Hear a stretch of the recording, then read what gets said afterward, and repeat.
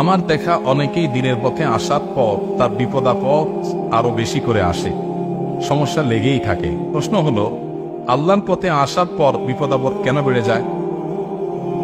এরকম অভিজ্ঞতা আমারও আছে। আমি অনেককে দেখেছি যে আল্লাহর পথে আসার আগে তার এত বিপদ আপদ ছিল না। আমি অনেক ব্যবসায়ীকে ব্যক্তিগতভাবে চিনি, যে ব্যবসায়ী একটা সময় দেখা গেছে যে তার নামাজ কালাম পড়তো না, এত সমস্যা ছিল না, ব্যবসার দিনকাল ভালোই গেছে। এরপরে বলে, হুজুর যখনই আল্লাহর পথে আসলাম, তওবা করলাম, নামাজ পড়া ধরলাম, এখন দেখি একটার পর একটা বিপদ, ব্যবসা বাণিজ্যে আপনার অগ্রগতি নাই, তারপরে নানান সমস্যা তৈরি হচ্ছে। এগুলো কেন হয়? এটা আসলে অমূলক না। আমি আমার বাস্তব জীবনে অনেককে দেখেছি যে আল্লাহর পথে ফিরে এসেছেন, একটার পর একটা বাধা, আগের দিকটা ভালোই ছিল। এটা মূলত আল্লাহ রাব্বুল আলামিনের পক্ষ থেকে পরীক্ষা হওয়ার সম্ভাবনা সবচেয়ে বেশি। আপনি যখন আল্লাহর দিকে আসেন, সম্ভবত ইবনে তাইম রাহিমাহুল্লাহ অথবা ইমাম ইবনে তাইমিয়া রাহিমাহুল্লাহ দুজনের কোনো একজন হবে, তাদের একটা উক্তি আছে খুব চমৎকার। সেটা হলো, আল্লাহর দিকে যখন কোনো বান্দা আসে, আল্লাহর কাছাকাছি আসে, আল্লাহ তখন অনেককে ধাক্কা দেয়। ধাক্কা দেন বলতে ফিজিক্যালি ধাক্কা না, মানে আল্লাহ রাব্বুল আলামিন পরখ করতে চান। আল্লাহ সব জানেন কার ভেতরে কি আছে না আছে, তিনি আলিমুল বিজাতি সুদূর, কিন্তু তিনি প্রমাণ করতে চান যে এই যে আমার দিকে আসছে, এই আশাটা পিওর কিনা, আসলেই সে আমার দিকে আসছে কিনা। যদি ভেজাল হয় তাহলে একটা ধাক্কা খাওয়ার পর আর আসবে না, চলে যাবে। আর যদি আশাটা পিওর হয়, না আমি আল্লাহর দিকে যেতেই চাই, আমি আল্লাহর দিকে দাবিত হতেই চাই, তাহলে যত ধাক্কা আসুক সে আরো জোরে আসবে, যত ধাক্কা আসুক সে আরো জোরে যেতে থাকবে। ব্যাপারটা এরকম যে ধরেন যখন আপনি সকালবেলা একটা চাদর গায়ে দিয়ে বের হয়েছেন, হঠাৎ করে বাতাস ছিটছে, ঠান্ডা বাতাস যখন আস্তে আস্তে বাড়তে থাকে, আমরা তখন কি করি? ওই চাদর আরো জোরে ধরে, তাই না? কেউ ধরেন কোন নদীতে ডুবে গেছে, তখন তিনি যদি কোনো কলা গাছ বা কিছু পান, এটা তিনি জড়ায় ধরবেন।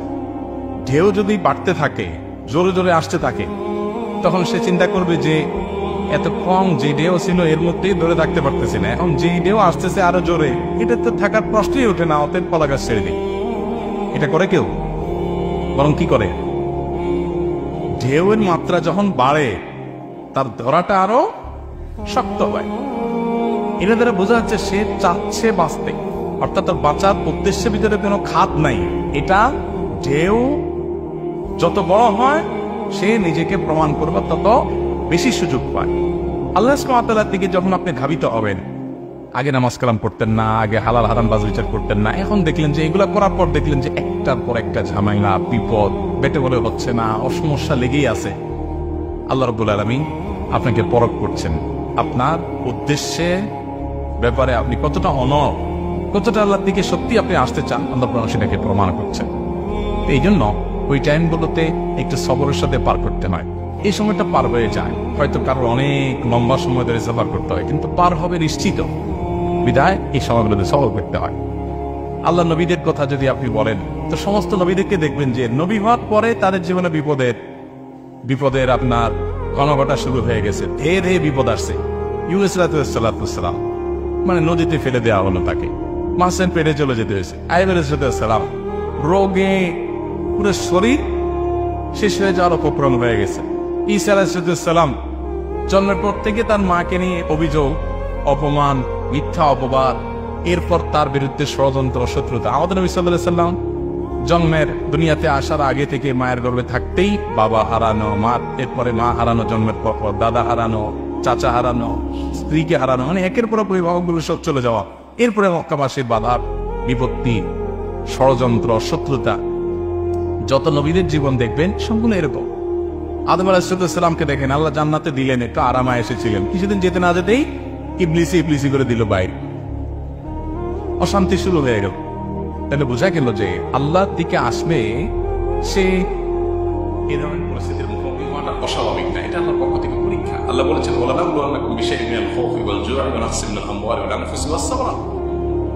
আমি পরীক্ষা করি মানুষকে বিপদ আপদ, ক্ষয়ক্ষতি, বিভিন্ন কিছু দিয়ে। এরপর অবশ্যই সাবরিন, আল্লাহ বলেছেন এগুলোতে যারা টিকে থাকতে পারে এদেরকে সুসংবাদ দাও। আল্লাহ তাআলা আমাদেরকে টিকে থাকার তৌফিক দান করুন, সবর করার তৌফিক দান করুন। আল্লাহর পথে আসলে তাদের পরীক্ষা আসাটা এটা নবীদের সুন্নাহ বা নবীদের সিস্টেম, অতএব তাদের ধারাবাহিকতা আসা স্বাভাবিক না। আবার কারো কারো ক্ষেত্রে হয়তো সেটা নাও হতে পারে, ব্যতিক্রম থাকতে পারে, সেটা অস্বাভাবিক না, কিন্তু বিপদ আসলে